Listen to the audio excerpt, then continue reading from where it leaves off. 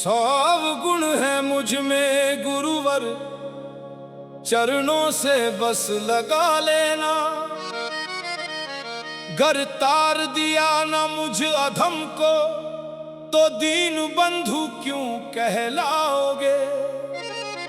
मेरी अपात्रता ही तुम्हारी दया की सबसे बड़ी कसौटी है।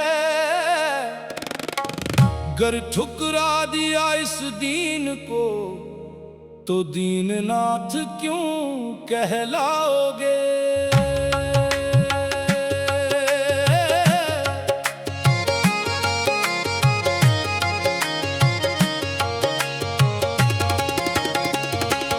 याद करो उस निषाद को, जिसे समाज ने अछूत कहा।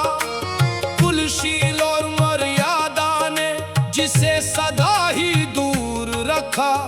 और जब वो आंखों में आंसू ले तुम्हारी शरण में आया था, तो तुमने ऊंच नीच तज कर उसे छाती से लगाया था। मैं भी उसी